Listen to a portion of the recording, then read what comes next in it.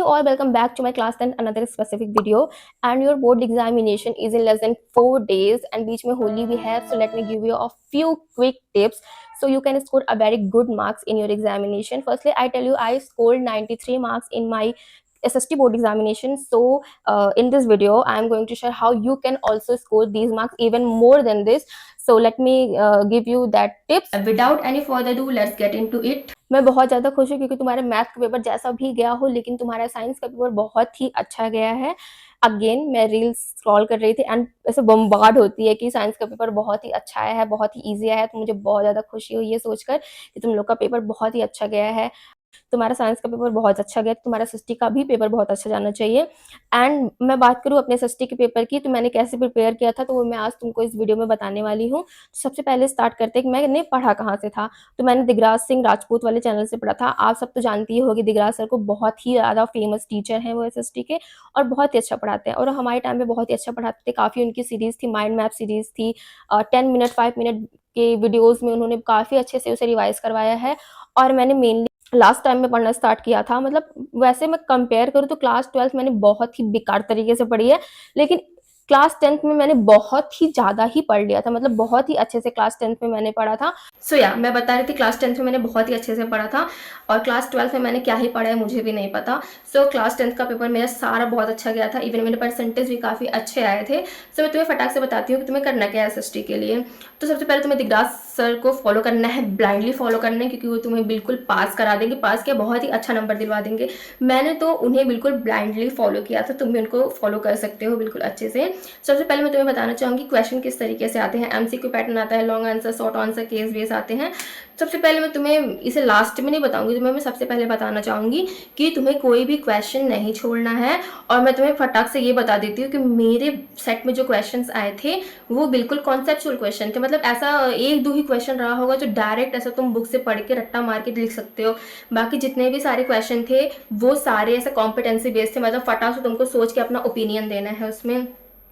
और मैं तुम्हें क्या बताऊँ, वही एक टॉपिक पे कम से कम 5-6 क्वेश्चन थे। तो तुम्हें करना क्या है, तुम्हें एक भी क्वेश्चन नहीं छोड़ना है।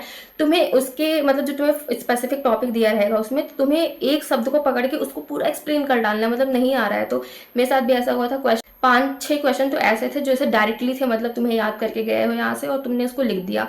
लेकिन मोस्ट ऑफ द क्वेश्चन ऐसे थे कि तुम्हें तुरंत सोचना है एंड तुम्हें तुरंत लिखना है। तो मैंने एक काम किया था, मैंने एक पेज में सिर्फ एक आंसर लिखा था और बहुत ही नीट एंड क्लीन राइटिंग में लिखा था और बहुत ही लेंथी लिखा था। तो एसएसटी में तुमको लिखने के नंबर मिलते हैं तो तुमको बहुत ही अच्छे से लिख के आना है। तुम्हें बहुत ही लॉन्ग आंसर टाइप क्वेश्चन की तरह लिखना है, बहुत ही मतलब इलेबोरेट करके लिखना है, ओवर ही लिख देना है। मैं तो तुम्हें यही बोलूँगी क्योंकि मेरे ऐसे नंबर आए हैं। मुझे इतना एक्सपेक्टेड नहीं था, मुझे लग रहा था कि 80-85 आएंगे, लेकिन अगेन मेरे 93 मार्क्स आए। तो मुझे यही लगता है कि मैंने बहुत ही ज़्यादा लिख दिया था और बहुत ही अच्छे से लिखा था, क्योंकि मैं एक्सप्लेन बहुत अच्छे से करती हूँ तो शायद इसी वजह से मुझे बहुत अच्छे मार्क्स मिल गए। बाकी सबसे पहले तो यही करना है, तुम्हें यही मूल मंत्र फॉलो करना है कि तुम्हें क्वेश्चन को बहुत ही अच्छे से अटेम्प्ट करना है और तुम्हें छोड़ना तो बिल्कुल भी नहीं है क्वेश्चन। तुम्हें मतलब उस क्वेश्चन को बहुत ही अच्छे तरीके से लिख देना है। एंड सेकंड, एमसीक्यू तो भगवान भरोसे होता है। वैसे तुम्हें आएगा एमसीक्यू मेनली ईजी ही आते हैं, ज़रा टफ नहीं आता है, तुम इसे कर सकते हो। केस बेस्ड क्वेश्चन भी तुम कर सकते हो। और मैं तो बोलूँगी बस दिगराज सर को ब्लाइंडली फॉलो करो। और हाँ, बस मैं यही बोलना चाहूँगी कि क्या कहते हैं, क्वेश्चन नहीं छोड़ना है। तुम्हें कुछ भी आ रहा है तुमको वो जरूर लिखना है, क्योंकि एसएसटी में मुझे लगता है लिखने के बहुत ज़्यादा नंबर मिलते हैं कि तुम क्वेश्चन को कैसे अटेम्प्ट करते हो।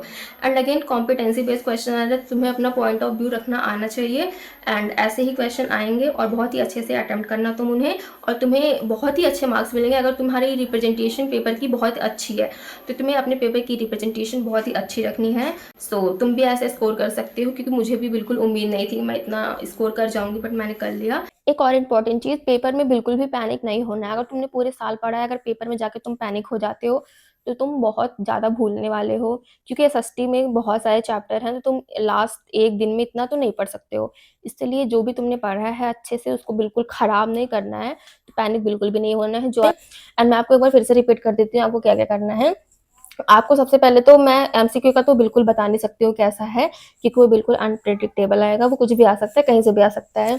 लेकिन जो हमारे short answer type question and long answer type question है वो बिल्कुल, पहली बात तो वो बिल्कुल इंपॉर्टेंट टॉपिक से आ सकते हैं, या फिर वो बिल्कुल कॉन्सेप्चुअल बेस्ड क्वेश्चन आ सकते हैं। ये दो तरीके के आ सकते हैं। या फिर तुमसे डायरेक्टली बुक से पूछ लिया जाएगा, या फिर तुमसे कॉन्सेप्चुअल पूछे जाएंगे। ये दो तरीके के पूछे जा सकते हैं। तो कॉन्सेप्चुअल के लिए तुम्हें अगेन पूरा पेज भर के लिखना है, मैंने तुम्हें बिल्कुल बता रखा था फर्स्ट।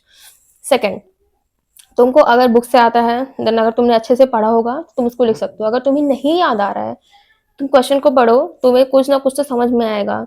तो उस टॉपिक पे उस एक वर्ड को पकड़ के पूरा लिख डालो आंसर, और वो याद रखना बहुत बड़ा लिखना, ताकि टीचर तुम्हें मतलब उसे उसके पास एक ऑप्शन है तुमको नंबर देने के लिए ना। अगर तुम कुछ लिखोगे तभी तो तुमको वो नंबर दे सकता है। तुम प्लीज ये करना। एंड टाइम मैनेजमेंट हो पाता है अच्छे से, क्योंकि मेरा तो नहीं हो पाया था, लेकिन तुम ट्राई करना कि थोड़ा जल्दी जल्दी करो। अगेन 15 मिनट जो तुमको क्वेश्चन पढ़ने के लिए मिलेंगे, जो तुम अपना एमसीक्यू खत्म कर लेना। बाकी क्वेश्चन तो तुम पढ़ोगे ही जब तुम अपना क्वेश्चन सॉल्व करोगे।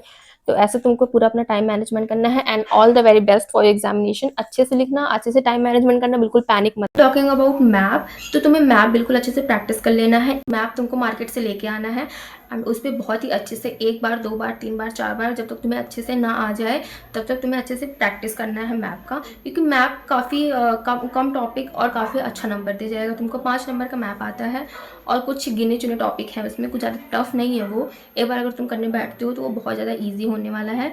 एंड नाउ टॉकिंग अबाउट कि तुम्हें क्वेश्चन कैसे रिप्रेजेंट करना है, तो तुमको बिल्कुल थ्योरी वाइज नहीं लिखना है, तुमको पॉइंटर्स में ही लिखना है। क्योंकि पॉइंटर्स में लिखने से क्वेश्चन काफ़ी अच्छा रिप्रेजेंटेटिव लगता है, और पॉइंटर्स में लिखने से टीचर जो ढूंढता रहता है उसे मिल जाता है। अगर तुम थ्योरी में लिखोगे तो टीचर बहुत ज़्यादा इरिटेट होगा एंड अगेन तुम्हें भरने के भी पूरे नंबर नहीं मिलने वाले हैं। सो यार that's pretty much for the video. So आपको जो मैंने बात बताई उसका बिल्कुल अच्छे से ध्यान रखना है एंड इस मूल मंत्र को फॉलो करना है आपको बोर्ड एग्जामिनेशन में। सो यार all the very best for examination. Thanks for watching, bye. अगर आपको और भी ऐसे सब्जेक्ट पे वीडियोज़ चाहिए, so please let me know in comment section. Bye. Thanks for watching.